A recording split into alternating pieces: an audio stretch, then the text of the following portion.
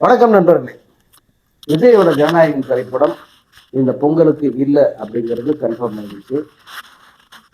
அந்த நீதிமன்ற தீர்ப்பு என்ன, எப்போ திரும்ப வாய்தா அப்படிங்கிறதெல்லாம் எல்லாருக்குமே தெரிஞ்சிருக்கும். வருகிற ஜனவரி 21ஆம் தேதி இந்த படத்துக்கு மீண்டும் வாய்தா அல்லது ஒருவேளை அன்னைக்கு கூட இறுதி தீர்ப்பு சொல்றதுக்கு வாய்ப்பு இருக்கு. காரணம் என்ன அப்படின்னா, நம்ம திரும்ப இந்த ஜனநாயகன் டீமுடைய தவறு என்னங்கிறத முதல்ல சொல்லணும்.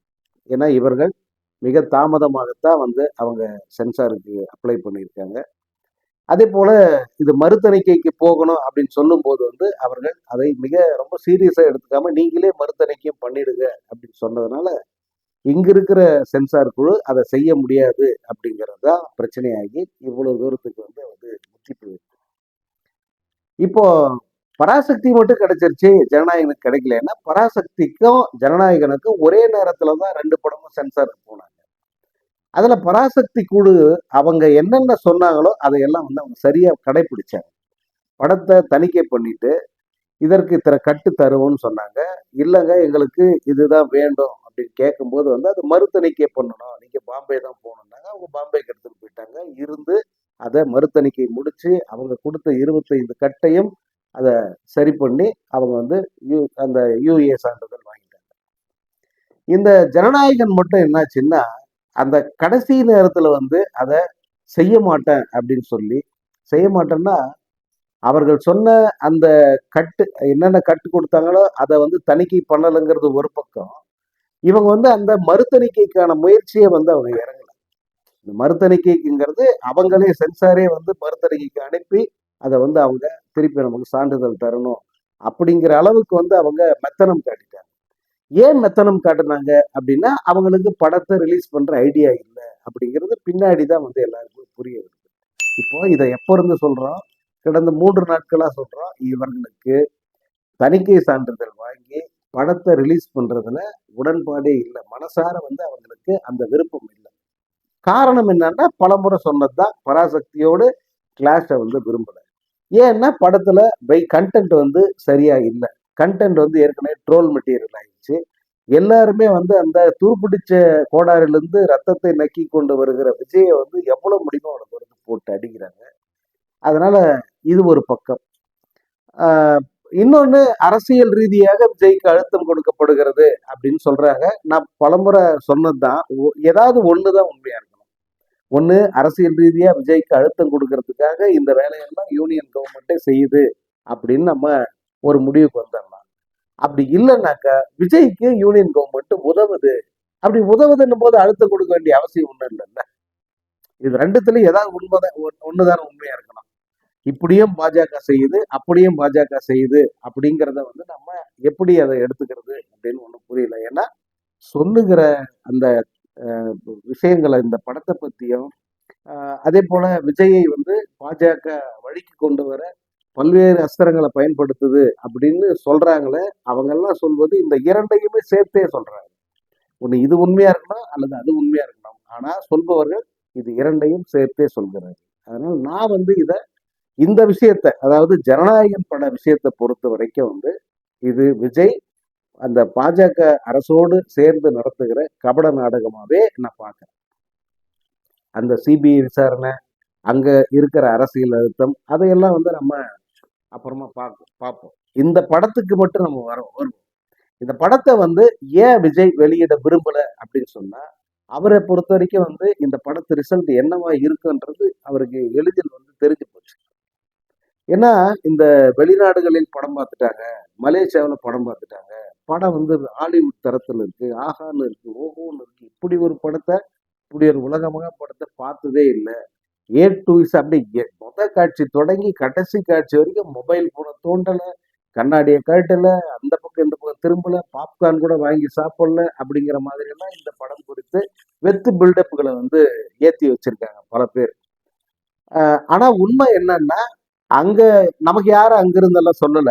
இங்கிருந்தே சொன்னது என்னன்னா, இந்த படம் குப்பையிலும் குப்பையா இருக்கு அப்படிங்கிறது தான் நமக்கு கிடைத்த தகவல். அதற்கு காரணம் என்னன்னா, இந்த வினோத் எந்த அளவுக்கு வினோத் மேல நம்பிக்கை இருந்தது. ஒரு வளரும் திரைப்பட கலைஞர், திரைப்பட இயக்குனர், இளைஞர்களின் நம்பிக்கையை இயக்குனர் அப்படின்ற மாதிரி எல்லாம் வந்து அவருக்கு பலரும் அவரை பத்தி உயர்வா தான் பேசிக்கிட்டு இருந்தாங்க இத்தனை காலமும். ஆனா இந்த ஒரே படத்துல வினோத்துடைய அந்த இமேஜ் அடிபட்டு போயிருக்கு. காரணம் 2 மணி நேர தெலுங்கு படம். அந்த 2 மணி நேர தெலுங்கு படத்துல 1 மணி நேரம் லோக்கல் சரக்கு வைக்கிறன்ற பேர்ல வந்து முழுக்க முழுக்க விஜய்க்கு வெறும் பில்டப், வெறும் அந்த அரசியல் வசனங்கள், அதே போல அந்த பிம்பத்தை உயர்த்துவதற்கான காட்சிகள், இதை மட்டுமே 1 மணி நேரம் சேர்த்து ஒரு மசாலா குப்பையா வந்து அந்த படத்தை மாத்தி வச்சிருக்கிறதா சொல்றாங்க. இப்ப நம்ம படம் ஒருவேளை 22, 23ஆம் தேதி வெளியானா கூட அப்போ வெளியிட வேண்டிய விமர்சனத்தை நம்ம இப்பே வெளியிட்டுதான் நீங்க எடுத்துக்கலாம். இன்னொரு பக்கம் இந்த படத்துல எதுவுமே வந்து மனதை கவர்வதாக அல்லது மக்களை ஈர்ப்பதாக இல்லை அப்படின்னு சொல்றாங்க. அது பாட்டா இருக்கட்டும் அல்லது விஜயே வசனம் எழுதுன்னு சொல்றாங்க. அந்த வசனங்களாகட்டும் இவை அனைத்துமே வந்து இரிட்டேட்டிங் கிரிஞ்சா தான் அந்த படம் இருக்கு அப்படின்னு சொல்றாங்க. ஸோ இப்படி ஒரு டாக் வந்த பிறகு இந்த படத்தை வெளியிடுவதற்கு யாருக்கு மனசு வரும்? அதுவும் இந்த பராசக்தி மாதிரியான ஒரு ஒரு உயர்ந்த ஒரு ஒரு அதுல அதுல சொல்லப்படுகிற அந்த விஷயங்கள் அத்தனையுமே வந்து ஒரு உயர்ந்த லட்சியம், அதற்காக நடந்த போராட்டம், அதை பத்திய ஒரு வரலாறா இருக்கு. அந்த படத்தோட போய் இந்த மாதிரியான ஒரு மோசமான குப்பையை வந்து கிளாஷ் விட்டா மக்கள் எப்படி பேசுவாங்க, மீடியா அதை எப்படி எடுத்துக்கும்? இந்த ஒரு 4-5 சில்லற பசங்க வந்து இந்த படத்துக்கு ஜாலர் அடிப்பாங்க, ஆஹா ஓஹோன்னு பேசுவாங்க, வாங்கின காசுக்கு அதுக்கு மேல பல மடங்கு கூவுவாங்க. ஆனா மத்தவங்க எல்லாம் இருக்காங்கல்ல, அவங்க எல்லாம் அப்படி விட மாட்டாங்கல்ல. இன்னொன்னு படம் பார்த்து முதல் நாள் முதல் காட்சி பார்த்துட்டு வர்ற எல்லோருமே வந்து விஜயோட ஃபேன்ஸ் மட்டும் கிடையாது. சாதாரணமா படம் பார்க்குறவனும் பார்க்குறான். 10 விஜய் ஃபேன்ஸ் இந்த படம் சூப்பர், பட்டாசு, தீ, பொறி, அப்படி வெறித்தனம் வெறித்தனம், பிளாஸ்ட் பிளாஸ்ட் அப்படின்னு சொல்லிட்டு வந்தாலும் ஒரே ஒருத்த சரியான ஒருத்த மைக்கு மாட்டுச்சுன்னா கிழிச்சு தொங்க விட்டுருவான். இன்னைக்கு அந்த ராஜா சாஹிப்னு ஒரு படம், இந்த படத்தை பார்த்துட்டு வெளியே வந்து 4 பேர் நல்லா இருக்குன்னு சொல்றான். அடுத்த 2 பேர் வந்து அந்த படத்தை பத்தி சொல்ற விமர்சனத்தை கேட்டா பிரபாஸ் வந்து திரும்ப படமே நடிக்க மாட்டாங்க. ஸோ இப்படி அந்த விமர்சனங்கள் சரியான ஒர்த்தம் சொன்னா கூட போதும், அது வந்து தீயா பரவிடும். அந்த நிலை வந்துடக்கூடாது அப்படிங்கிற காரணத்துக்காகத்தான் விஜய் பயந்து போய் தான் வந்து இந்த படத்தை ரிலீஸ் பண்ணாம, இது சென்சார் பிரச்சனை, மதவாத பிரச்சனை, அதாவது மதம் சார்ந்த சில பிரச்சனைகள் படத்துல இருக்கு, அதனால ரிலீஸ் பண்ணக்கூடாதுன்னு ஒரு மதவாதி வந்து அப்ஜெக்ஷன் தெரிவிச்சுட்டாராம். எப்படி யார் உதவுறாங்க? ஒரு மதவாதி வந்து விஜய்க்கு உதவுறாங்க, படத்தை ரிலீஸ் பண்ணக்கூடாது.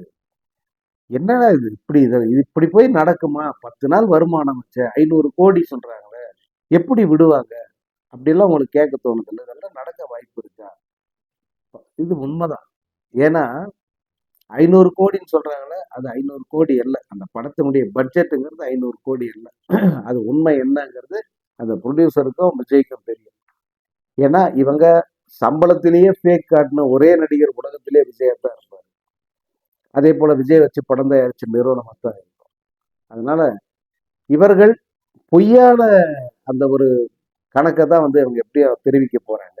அப்படியே 500 கோடி அப்படின்னு அந்த ப்ரொடியூசர் அடிச்சு விட்டார். 500 கோடி செலவுல தயாரான படம், அது ரிலீஸ் ஆயிருந்தா 1000 கோடி எடுத்திருக்கோம். எப்படி பொங்கல் அந்த 10 நாள்ல 1000 கோடி வந்து அந்த படம் எடுத்திருக்கோம். அதை போய் விடுவாங்களா அப்படின்னு உங்களுக்கு கேட்க தோணும். உண்மையில வந்து அந்த படம் ரிலீஸ் ஆகி இருந்தா மிக கேவலமாக அது வந்து குப்பை கூடைக்குள் தூக்கி எறியப்பட்டிருக்கும். அதே போல இந்த படத்துக்கான அந்த வசூலுங்கிறது பெரிய அளவுக்கு இருந்திருக்காது. இந்த இன்னைக்கு அந்த படம் ரிலீஸ் ஆகி இருந்தாக்க அதற்கான வசூலுங்கிறது மிக குறைந்த தொகையா தான் வந்திருக்கும் அப்படின்னு சொல்றாங்க. உதாரணத்துக்கு, ஏன்னா இந்த படத்துக்கு ஒதுக்கப்பட்ட திரையரங்கள் உலகம் முழுக்க இந்த படத்துக்காக பேசப்பட்ட திரையரங்கள் வந்து 2800 அரங்குகள் கூட இல்லை அப்படின்னு நான் கேள்விப்படுறேன். ஏன்னா பல நாடுகள்ல இந்த படத்துக்கு திரையரங்குகள் ஒப்பந்தம் செய்யப்படவில்லை. காரணம் சென்சார் சான்றிதழ் வரல, படம் வந்து தயாராகல, நம்ம கைக்கு வரல. அப்படிப்பட்ட, ஏன்னா ஒரு சில நாடுகளுக்கு தான் இந்த கண்டென்ட் போய் சேர்ந்தது, மற்ற பல நாடுகளுக்கு வந்து அது கன்ஃபார்மே ஆகல. அப்படி ஆகாத பட்சத்துல எப்படி வந்து திரையரங்குகள் ஒதுக்கப்படும், எப்படி வந்து டிக்கெட் விற்பாங்க? ஒரு சில நாடுகள்ல வித்தாங்க, யுஎஸ் மாதிரி, லண்டன், அதாவது யூகே மாதிரி, மலேசியா, சிங்கப்பூர் மாதிரி நாடுகள்ல எல்லாம் வந்து டிக்கெட் சேல்ஸ் இருந்தது. ஆனால் மற்ற நாடுகள்ல வந்து இந்த படம் போய் சேரவே இல்லை. அப்போ அவங்க முழுசா தயாராகல. அப்படி பார்த்தா மிக குறைந்த அளவிலான திரையரங்குகள் தான் முதல் நாள் கிடைச்சிருக்கும். எப்படி வந்து இவங்க முதல் நாள் வசூல் இவ்வளவு பெருசு 200 கோடி வடை சுடணும் முதல் நாள் வசூல், எப்படி வந்து சுட முடியும்?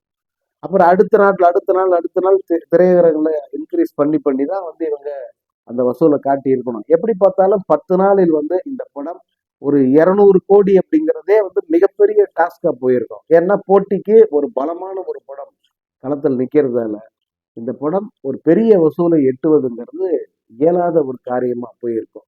அதனால இதை எல்லாத்தையும் மனசுல வச்சுக்கிட்டு இந்த சென்சார் நாடகத்தின் மூலம் பாஜக துணையோடு வந்து இந்த படத்தை இன்னொரு நாளில் சோலோ ரிலீஸா பண்ணலாம். ஏன்னா சோலோ ரிலீஸ் எப்பவுமே வந்து விஜய்க்கு சாதகமா இருக்கும். எவ்வளவு வேணா சொல்லலாம். அது 200 கோடி முதல் நாள் வசூல் சொல்லலாம், 500 கோடி முதல் வார வசூல் அப்படி சொல்லலாம், 1000 கோடி இந்த படத்தினுடைய லைஃப் டைம் வசூல், தமிழில் முதல் 1000 கோடி படம் ஜனநாயகம் தான் அப்படின்னு சொல்லலாம். சொல்ல வச்சு அதை மீடியாவில் ரொம்ப லாபகமா வந்து மீடியாவில் அதை பதிவும் பண்ணலாம். ஏன்னா இப்போ வரைக்கும் பாருங்க, லியோன்றது எவ்வளவு பெரிய ஸ்கேமு எல்லாருக்கும் தெரியும். அந்த ப்ரொடியூசர் வாயே திறக்கல. வெறும் 140 கோடி போன ஒரு படத்தை 600 கோடி சொல்லி அடிச்சு விட்டாங்க. இப்போ வரைக்கும் மீடியாவில் 600 கோடி அந்த படம் அப்படின்னு இருக்கு. இது எவ்வளவு பெரிய ஒரு அபாண்டம் பாருங்க. அப்போ அதே போலத்தான் வந்து இந்த படத்தை 1000 கோடி கிளப்ல வைக்கிறதுக்கு வந்து ஒரு முயற்சி நடந்தது. அது முறியடிக்கப்பட்டிருக்கு. இப்போ இனி வர்ற அந்த 22, 23ஆம் தேதியோ அல்லது அதற்கடுத்து ஏதாவது ஒரு நாளிலோ இந்த படத்தை வந்து வெளியிட போறாங்க. இன்னும் 10, 15 நாட்களுக்கு வந்து இந்த படம் வெளியிடறதுக்கு வாய்ப்பு இல்லை. அப்போ எப்படி வந்து இத அந்த 1000 கோடி கிளப்ல சேர்ப்பாங்க அப்படின்னு சொன்னா, அதற்குத்தான் இந்த பெய்டு மீடியா இருக்கிறது. அவர்கள் துணையோட, சோசியல் மீடியா இன்ஃபுளுசர்ஸ் துணையோட, அதே போல வந்து திரையுலகை சேர்ந்த பெரிய புள்ளி விவர கொட்டை எடுத்த புலி அப்படின்னு 1, 2 சுத்திக்கிட்டு இருக்காங்க. அதுங்கெல்லாம் வந்து நான் ஒரு ப்ரொடியூசரு, நான் ஒரு இன்ஃபுளுசரு, நான் ஒரு ட்ரேடு அனாலிஸ்ட் அப்படியெல்லாம் சொல்லிக்கிட்டு வந்து அதுங்க வாய்க்கு வந்ததெல்லாம் இஷ்டத்துக்கு அடிச்சு விட்டு பதிவு பண்ணுவாங்க. இவர்களை எல்லாம் வந்து இப்போதுந்தே வந்து பக்காவா தயார்படுத்தி வைக்கிறாங்க. இந்த 15, 20 நாட்கள் கழித்து இந்த படம் ரிலீஸ் ஆகும்போது நான் சொன்ன காட்சிகள் ஒன்னொன்னு அரங்கேறும். அப்போ உங்களுக்கே வந்து புரியும்.